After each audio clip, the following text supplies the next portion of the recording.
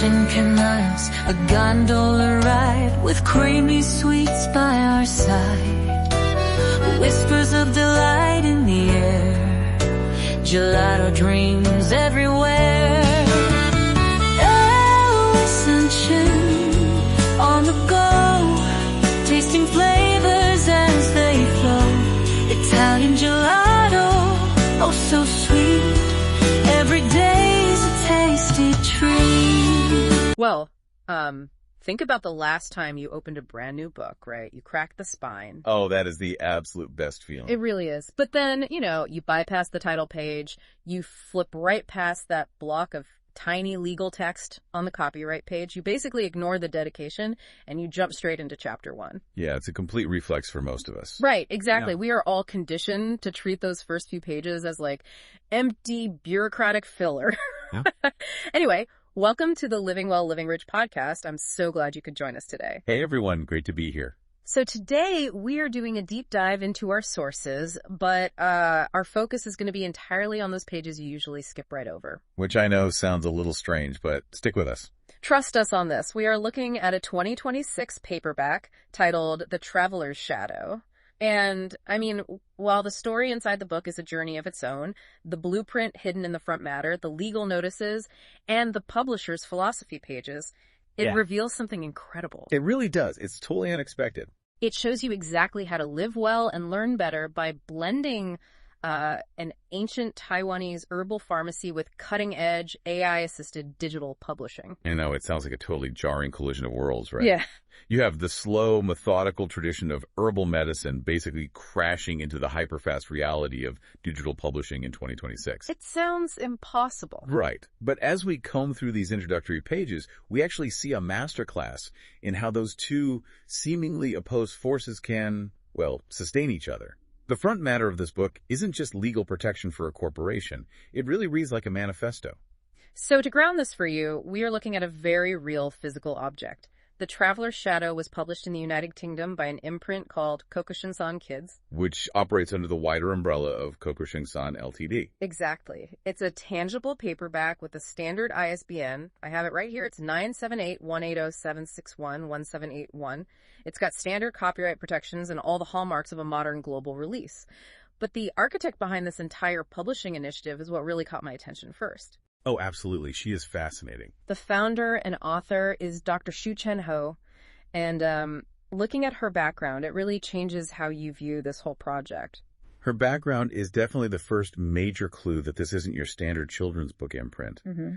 The biography section notes that Dr. Hou holds a doctorate from the University of Bristol in the UK. Right, and I had to do a double take when I read that. I mean, you see a doctorate from a highly prestigious, really rigorous UK institution like Bristol, and you sort of expect the output to be, I don't know, dense academic journals. Yeah, heavy theories, tons of complex jargon. Exactly. Publications aimed at a tiny, specialized echo chamber. But she is dedicating her life to a kid's imprint. And the front matter clearly states her primary focus is on making knowledge simple, accessible, and meaningful for everyday life. Which seems like a massive paradox to most people. Right. Like, why spend years mastering the highest levels of academic complexity just to write simple books? Well, it's a paradox only if we fundamentally misunderstand the true trajectory of learning. Oh, so? Think about it. When someone is, insecure in their knowledge, they tend to hide behind complex vocabulary and really convoluted theories. They use jargon as a shield. Oh, for sure. We've all had professors like that. Exactly.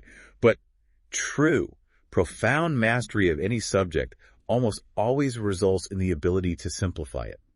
When you fundamentally understand the mechanics of how a piece of the world works, you can explain it to a child. That makes a lot of sense. So the academic rigor she developed at Bristol provides the structural integrity of the knowledge. Okay, I see. So the complexity of the PhD is basically just the temporary scaffolding used to construct a very simple, solid truth.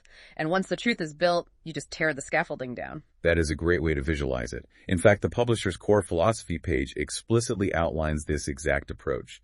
It states, and I quote, "Learning does not need to be complicated. Small ideas, understood clearly, can create lasting change." Wow. Small ideas, understood clearly. Yeah, the academic background acts as a quality control mechanism.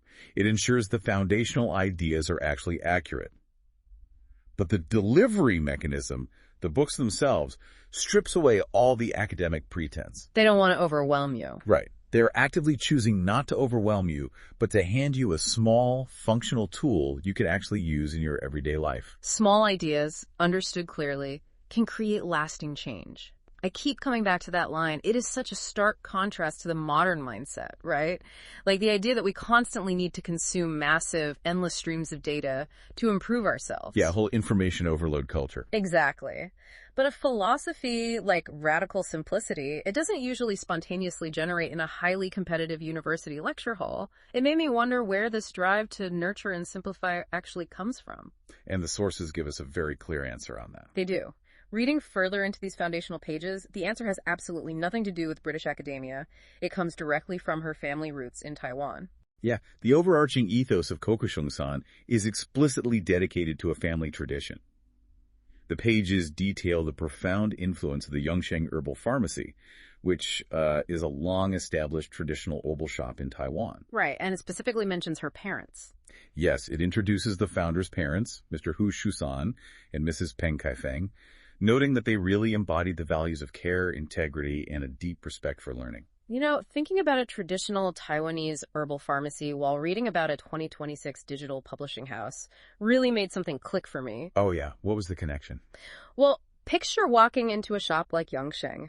You are staring at a massive wall of hundreds of tiny wooden drawers. Inside those drawers are like complex, tough roots, dried leaves, very specific barks, and fungi. Right, all the raw materials. Exactly. But to any normal person walking in off the street, it is completely overwhelming. It's way too complex to be useful on its own. It's basically a physical manifestation of information overload. Yeah. You have all the raw materials for healing, but without an organizing intelligence, they are totally inaccessible. Yes, but the herbalist knows exactly what to do. They don't just hand you a pile of tree bark and say, good luck. No, that would be terrible. Right. They diagnose the issue.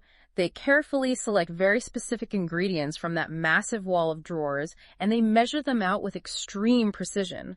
Then they do the hard physical labor of grinding those tough roots down into a fine powder or brewing them into a simple, potent tea. So the patient doesn't have to understand the complex chemical interactions of the roots. Exactly. They just have to drink the tea to heal. And I realized Kokoshungsan is doing the exact same thing, just for the mind. Oh, I love that analogy.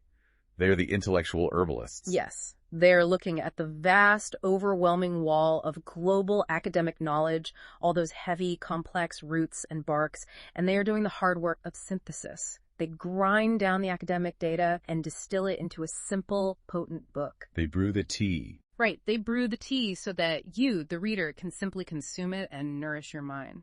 The translation of physical care to intellectual care is really seamless here. Yeah. I mean, in a traditional pharmacy, the concept of integrity isn't just some corporate buzzword, right? It is quite literally the difference between dispensing medicine and dispensing poison. Wow. Yeah, the stakes are real. It requires a meticulous, almost sacred attention to detail. And what the family has done is transfer those exact generational values into global publishing. The medium changed from herbs to pages, but the fundamental desire to heal, to empower, and to curate with absolute integrity remains completely untouched. Which brings us to the official Kokoshungsan motto, printed right there in the front of the book: knowledge changes destiny. Education changes the world. That is a very heavy phrase. It is. The word destiny implies a predetermined path. They are essentially suggesting that without the intervention of simplified, accessible knowledge, a person's life trajectory might be completely fixed by their circumstances. It's a bold claim, but it aligns perfectly with their stated mission. They view ignorance, stagnation, or even a lack of imagination as ailments that need treating. Like a physical illness. Right.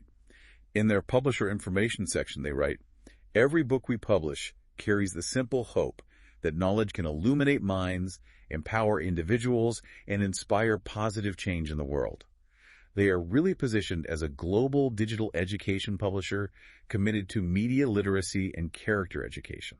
Okay, I want to pause on that phrase, though. Media literacy and character education in the modern world, because This is where I actually found a massive tension in the legal notices of the book, and I really need to push back on this whole idea of traditional handcrafted care. Okay, let's look at the tension. What did you find? Well, on the copyright page, you have the standard guardrails. It says unauthorized distribution is strictly prohibited, and it has these disclaimers clarifying that the book is for educational and inspirational purposes, not professional, legal, or medical advice. Right. Totally standard stuff. That is all standard. But prominently displayed right next to that is a very modern section titled AI-Assisted Creation Disclosure. Yeah, it is impossible to miss. They place it front and center. And it states, explicitly, some works published by Kokoshungsan Ltd.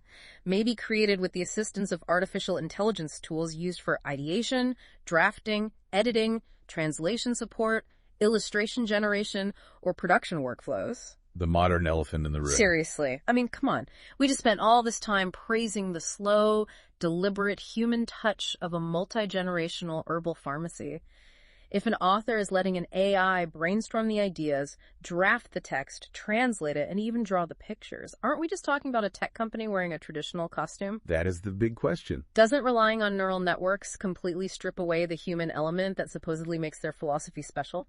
You know, it is the defining anxiety of the modern creative era. People naturally assume that the introduction of AI automatically demands the exit of the human soul. It feels like it does. But I would argue that their approach doesn't contradict their ethos at all.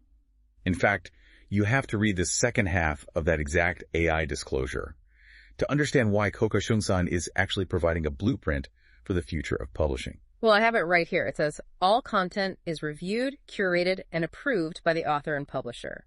The author and Kokoshungsan Ltd. retain full creative responsibility and exclusive copyright ownership. Right. But is that really enough? Just slapping a reviewed and approved sticker on an AI draft? It is enough when you understand the mechanism of how they are applying their traditional values to this new technology. Right. Think back to your own analogy of the farm levy. Okay. The herbalist doesn't necessarily grow every single root, harvest every leaf, and transport it all on their own back, right? They use tools, farmers, and modern supply chains to gather the raw materials. That's true. But the herbalist takes ultimate responsibility for what goes into the patient's cup. The danger of the AI era isn't the technology itself. The real danger is the abdication of human responsibility. Ah, I see. The danger is letting the machine run the pharmacy without the herbalist checking the prescriptions. Precisely. We are drowning in an ocean of AI-generated content where creators are just hiding behind the algorithm. They generate 1,000 pages of text, push publish, and take zero responsibility for the accuracy or the moral weight of the content. They just wash their hands of it. Right. But Kokoshungsan is doing the exact opposite.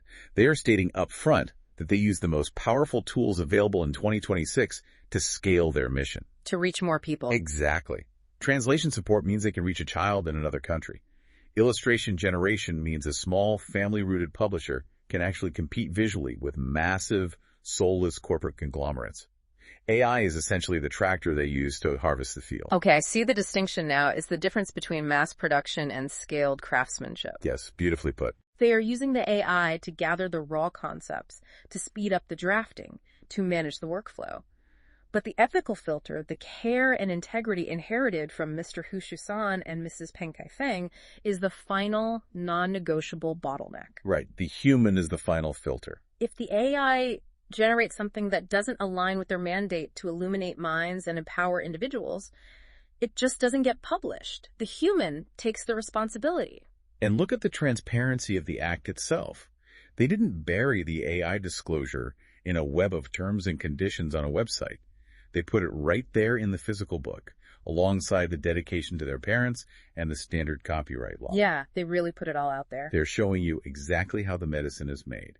In an era defined by deepfakes and hidden algorithms, radical transparency is actually the ultimate proof of integrity. It builds a contract of trust with the reader. It says, we're a modern company. We use the best technology available to us, but we take ultimate responsibility for what we feed your mind. And that is deeply reassuring, especially when we are talking about an imprint like Kokoshungsan Kids. If you are a parent handing a book to your child, or just a lifelong learner looking for guidance, you want to know that a human being with a pulse and a moral compass stood between the machine and the final product. You need that reassurance.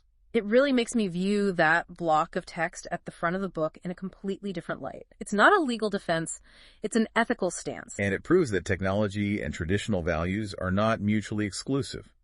You don't have to choose between being a Luddite, holding on to the past, or a careless tech evangelist pumping out uncurated noise. You can actually integrate the two. You can. Kokoshungsan's own overarching philosophy is education begins with curiosity and grows through learning. They applied that to their own business. They were curious about artificial intelligence. They learned how to wield it responsibly, and they integrated it into their workflow without losing their soul. Which really brings us to the core takeaway from this entire exploration. When you pick up a copy of The Traveler's Shadow, or honestly any book published under this imprint, you aren't just holding a story. No, it's so much more than that. You are holding the physical manifestation of a beautiful, evolving philosophy. You are holding the direct result of a highly advanced academic mind actively choosing simplicity over complexity. And you're seeing how a family's traditional healing ethos can successfully navigate and adapt to the digital age. Yes. And, more importantly, they invite the reader to be an active participant in that ecosystem. They aren't interested in just broadcasting information into the void, right? They are trying to initiate a cycle of lifelong learning. Exactly. The front matter of the book actively pushes the reader to keep digging. It does. And to that end, we highly recommend that you, the listener, go and explore this ecosystem for yourself. You can visit Kokoshungsan.net. That's Kokoshungsan.net. It's definitely worth checking out. Inside the physical book itself, there is a whole page dedicated to additional resources and company information featuring a QR code. They actively want you to scan that code to explore more learning resources, ebooks, and educational content provided by Dr. Hou and Kokoshungsan Ltd. It is also worth noting, especially for those who might be listening in a professional capacity, that they are very open to collaboration. Oh, right. They include their contact info. Yeah, their front matter explicitly provides their email, kokoshungsan@gmail.com, for anyone interested in deeper partnerships, educational use, or translation rights. It's a global mission, and they are actively looking for global partners to help expand the reach of that mission. It is a literal masterclass in how to build a meaningful brand from the inside out. You know, we spend so much of our time trying to diagnose the muddy waters of the modern world. We crave a clean X-ray showing us exactly where the problem is and how to fix it. We all want that clarity. Well, the front matter of this book operates like an X-ray of a perfectly healthy, thriving company. You can see the bones of their academic rigor, the beating heart of their traditional family heritage, and the nervous system of their modern ethical technology use, all working together in absolute harmony. It truly is a blueprint for living well and learning better, hiding right there in plain sight on the pages we have all been trained to skip. So I want to leave you with a final, lingering thought to mull over as you go about the rest of your day. We have seen how Dr. Hou took the profound integrity, the meticulous care, and the deep healing ethos of her parents' traditional Taiwanese herbal pharmacy, and she successfully translated it into a modern, AI-assisted global digital education brand. It's a stunning act of adaptation. It really is. So looking at your own life, what deeply traditional or family-rooted values do you possess that you could radically repurpose to navigate and positively shake your own future in the digital age? That's a great question to leave off on. Thanks for diving deep with us today on the Living Well, Living Rich podcast. Keep learning, keep growing, and we'll see you next time.